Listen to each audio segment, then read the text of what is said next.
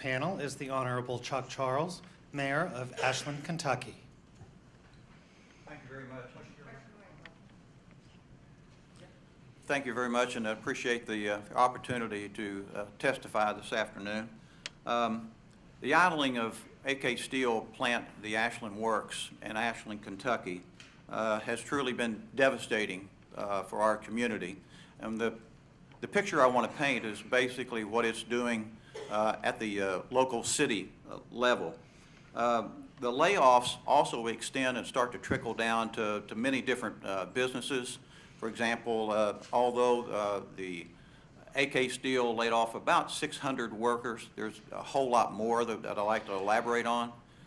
Stein Corporation, which laid off about 51 individuals that do process with the slag from the plant. Layoffs also from CSX to bring the coke in and the coal in. For that, they just recently laid off 101 individuals. Goes all the way down to the trucking companies that bring product in to the steel mill, and also taking product out and for delivery. Has affected those. It's also affected the city of Ashland. We are a city of about 21,000 people. Our budget, we're going to lose. Our main, AK Steel is actually our main largest water user. Right now we're going to lose about $800,000 per year from that loss.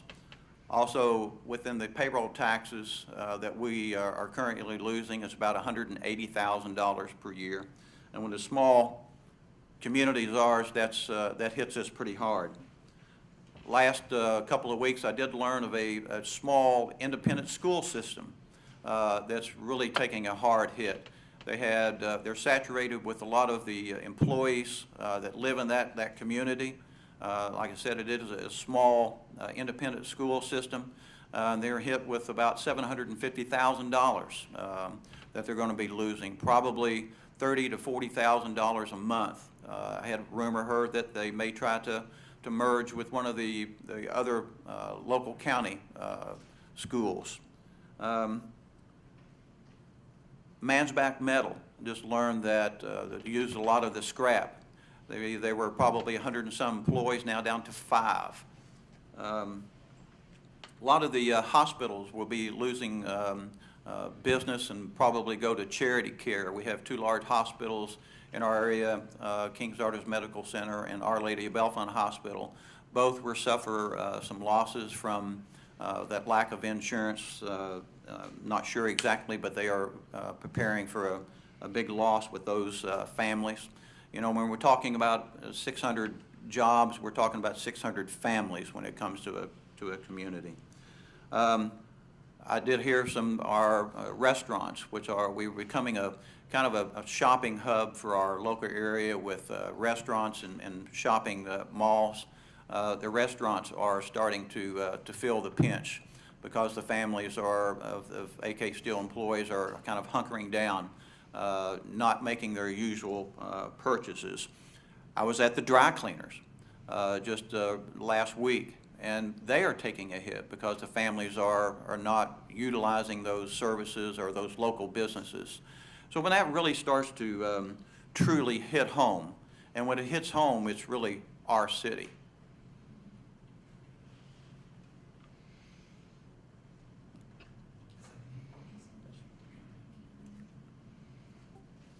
Our next witness is Tim Gibbs, President and CEO of the Ashland Alliance.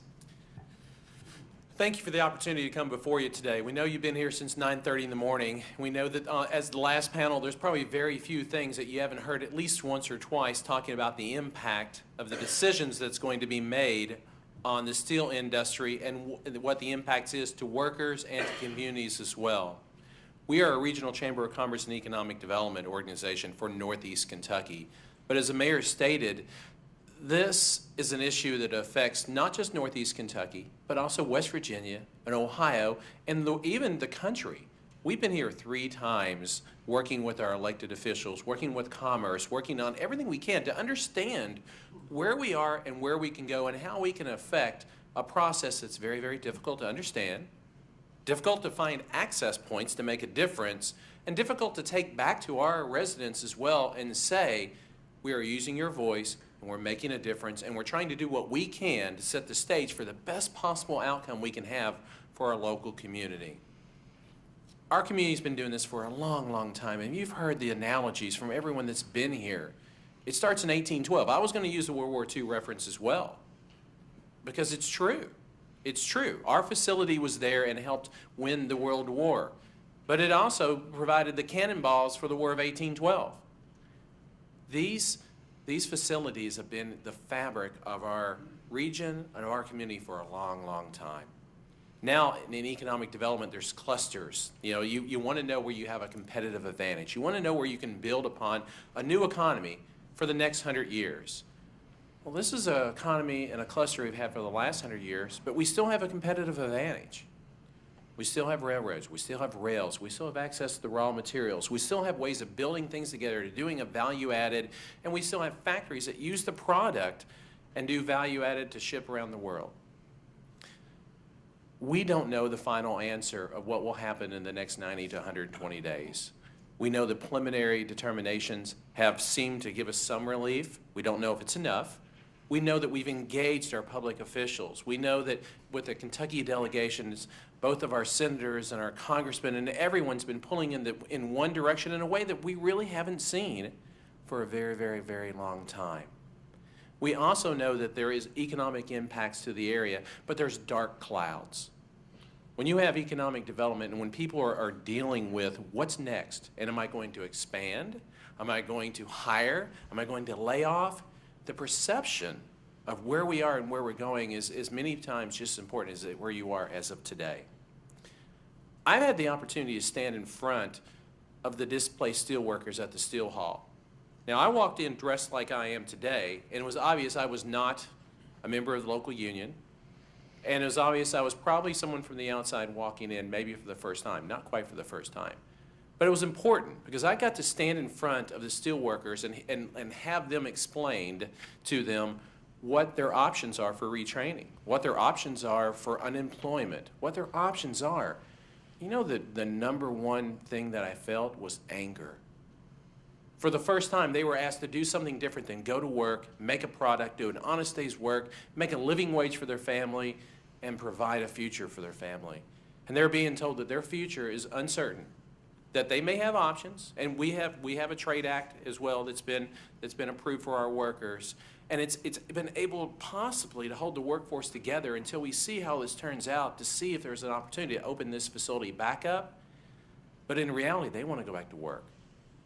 They want to, just like their forefathers before them, make a product, do an honest day's wage, and make a difference in their community. We have a very robust economic development, policies and opportunities in my area. But there's nothing I can do that's going to recruit $62,000 to $75,000 a year jobs with $15,000 a year in fringe benefits. That's not on the table. The jobs that we will recruit, and when you replace these type jobs, when you outsource these types of jobs because of trade policies, it sticks with you for a very, very long time. Kentucky's fourth in the nation in transfer payments. We can't afford this. None of these communities can afford this. I was hearing the questions asked from the prior council. When we've met with the steel industry and we've talked to them and we keep asking what else can we do, if there's tariffs on one particular country and that country then takes the product and sends it through a third country, are we nimble enough to do something about that?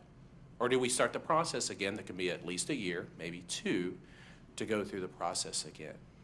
So I'm happy for the opportunity to be here for you today. I'm happy for the work that's being put into this. I'm happy to be able to share with you what it's like for a local community that's trying to find its way and navigate its system to make the best possible outcome and have the best chance going forward that we possibly can. I'm looking forward to, when we get through with our testimony, if you have questions for us as well. But thank you for the opportunity to come here and share the impact of what you're doing, what it means on Main Street, and what it means on our street as well. Thank you. Our next witness is the Honorable Alan Dunstan, County Board Chairman of Madison County, Illinois. Mr. Chairman and members of the committee, my name is Alan Dunstan, and I am the chairman of Madison County Board. Madison County is the 8th largest county in Illinois with a population of 276,000 and is located on the southwestern part of the state along the Mississippi River. Steel has been produced by the workers at Grant City, Illinois facility since 1878. The facility is currently owned by United States Steel, is an integrated steel mill. Locally, we refer to Grant City Steel as making steel from the rocks to the docks.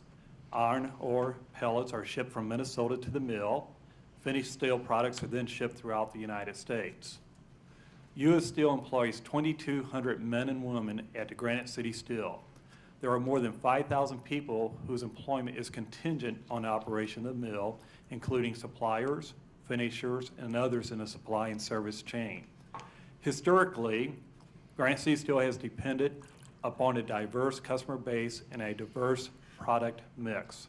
The plant was known for its flexibility and expertise in producing a wide variety of high-quality grades of steel.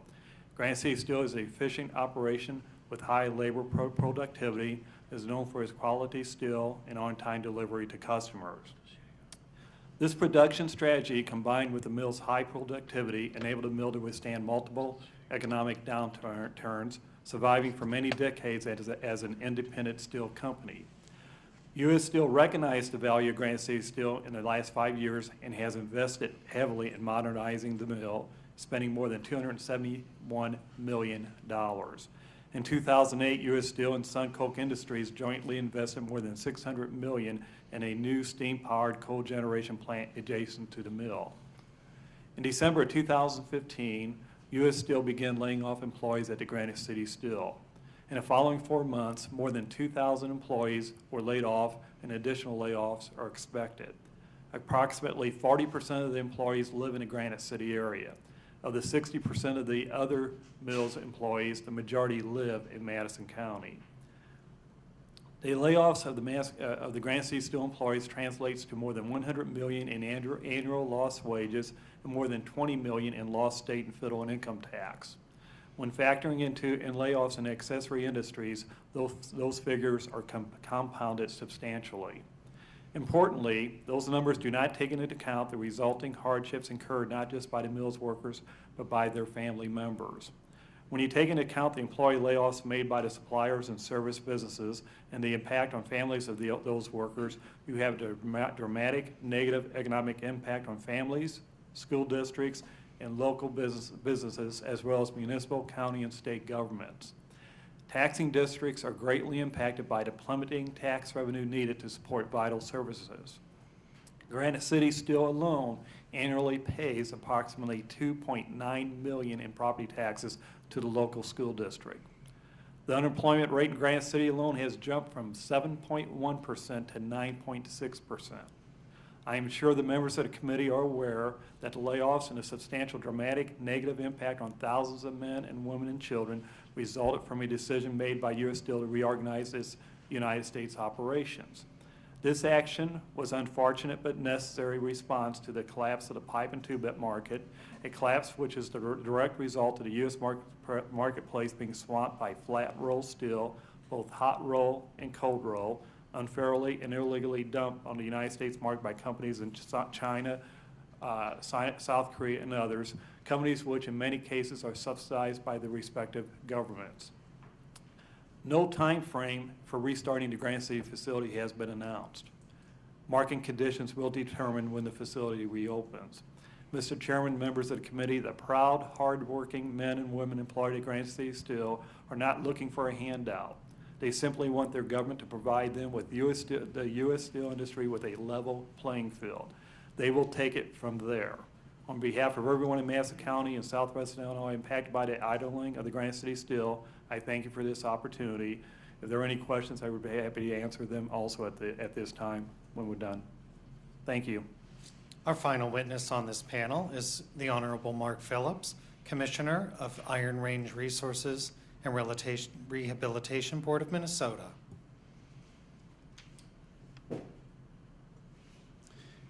Hello, My name is Mark Phillips, Commissioner of the Iron Range Resources and Rehabilitation Board, or IRRB, a state of Minnesota agency charged with promoting and investing in business, community, and workforce development for the betterment of northeastern Minnesota.